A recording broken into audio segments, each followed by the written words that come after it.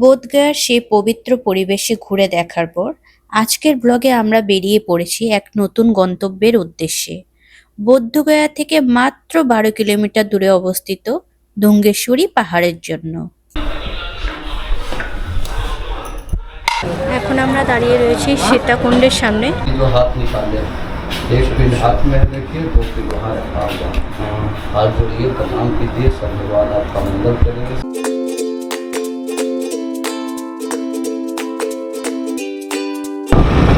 এই হচ্ছে ধুঙ্গেশ্বরী গুফা যাওয়ার রাস্তা। আমরা এবার পাহাড়ের উপরে উঠছি। এই ধুঙ্গেশ্বরী পাহাড়ে গৌতম বুদ্ধ দীর্ঘ 6 বছর কঠোর তপস্যা করেছিলেন।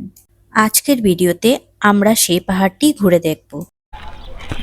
এটা হচ্ছে ধুঙ্গেশ্বরী মন্দির যাওয়ার রাস্তা।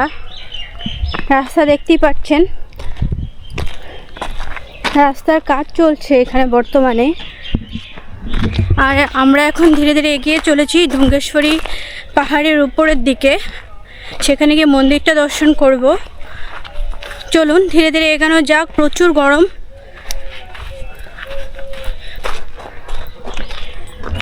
এইভাবে এসে আমাদেরকে সামনের দিকে এগিয়ে যেতে হবে।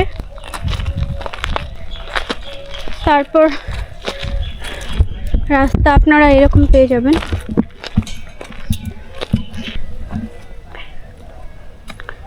আমরা ধীরে ধীরে পাহাড়ের উপরের দিকে এগিয়ে যাচ্ছি। পাহাড়ের উপরে পৌঁছাতে আমাদের সময় লেগেছিল প্রায় 20 মিনিটের কাছাকাছি। সিদ্ধার্থ গৌতম যখন সত্যের সন্ধানে রাজপ্রাসাদ ত্যাগ করে তখন তিনি এই ধুঙ্গেশ্বরী পাহাড়ি গুহায় আশ্রয় নিয়েছিলেন। এখানে তিনি টানা 6 বছর অত্যন্ত কঠোর তপস্যা করেন। উপর দিকটা এগিয়ে যেতে হবে। চলুন ধীরে ধীরে এগোনো যাক। ধীরে ধীরে আমরা এগিয়ে গেলাম আর সামনেই দেখতে পারলাম সেই জায়গাটি যেখানে প্রবেশ করতেই আমরা দেখতে পেলাম গৌতম বুদ্ধের একটি মূর্তি। আর তার ঠিক পাশেই ডান হাতেই ছিল ধুঙ্গেশ্বরী মায়ের একটি মূর্তি, আর তার ঠিক পাশেই ছিল দুর্গা মায়ের একটি মূর্তি। এই স্থানটি হিন্দু এবং বৌদ্ধ ধর্মের এক অপূর্ব মিলনস্থল। বুদ্ধদেব যখন এখানে কঠোর তপস্যা করেছিলেন তখন মা ধুঙ্গেশ্বরী তাকে রক্ষা করেছিলেন এবং তার সাধনায় শক্তি জুগিয়েছিলেন। মা এখানে অত্যন্ত জাগ্রত। আমরা মায়ের খুব সুন্দর দর্শন করি।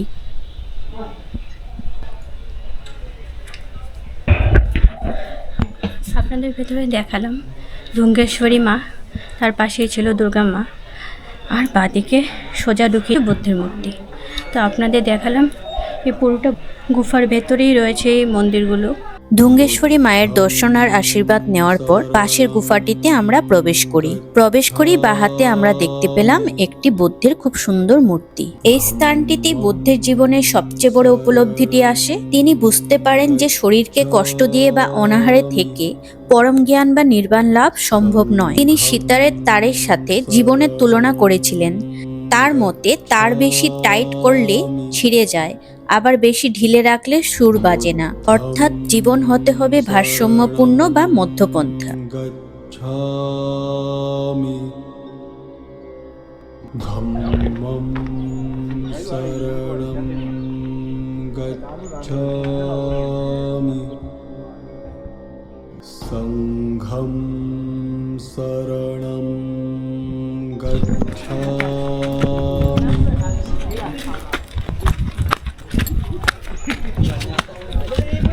আপনারা যদি উপরেও যেতে চান তাহলে পালকি করেও আপনারা উপরে যেতে পারেন। উপরে পালকি করে আপনাদের নিয়ে যাবে, আবার উপর থেকে আবার নিচে আপনাদের নামিয়ে দেবে। তার জন্য ওরা চার্জেস করবে 600 টাকা পার পারসন।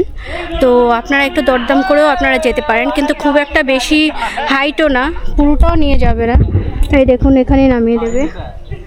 তারপর আপনাদের বাকিটা রাস্তা হেঁটেই যেতে হবে। একটু রেস্ট নিয়ে আপনারা ইজিলি উপরে উঠে যেতে পারেন। খুব একটা হাইটও না।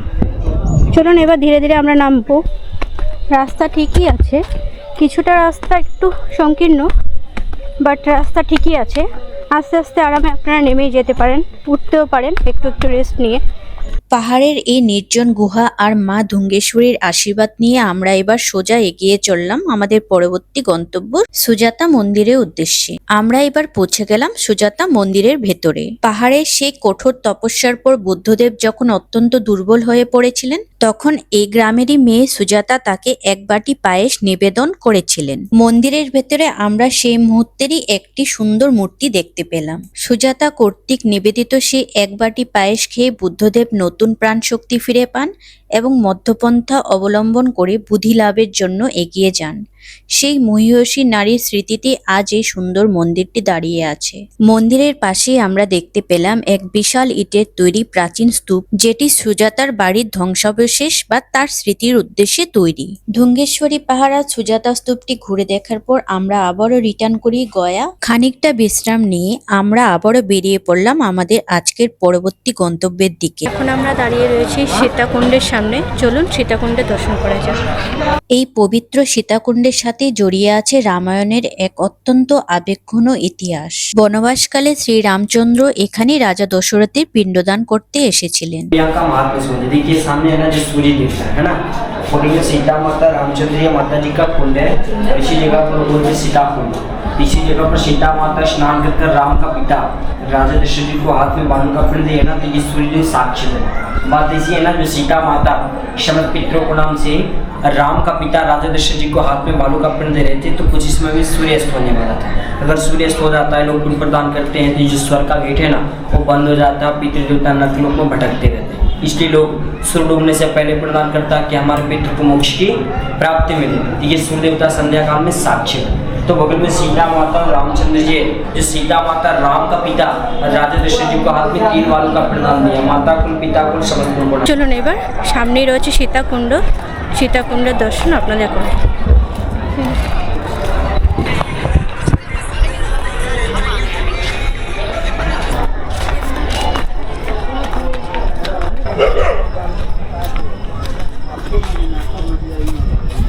চলুন সামনেই রয়েছে দশরথজির পবিত্র হাতের যে মন্দিরটা, সেখানটায় যাওয়া যাক।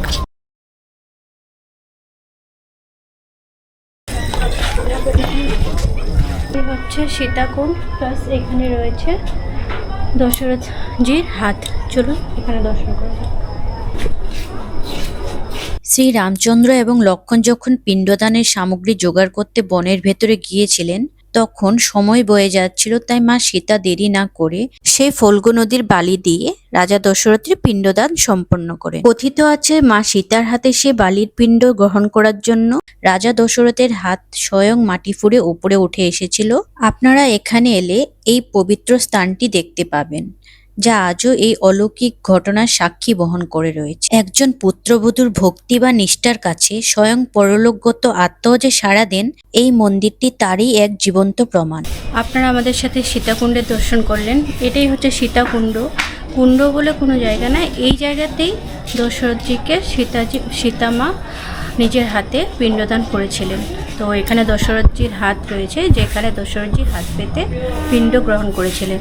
এটি হচ্ছে সাক্ষী গোপাল মন্দির। এইভাবে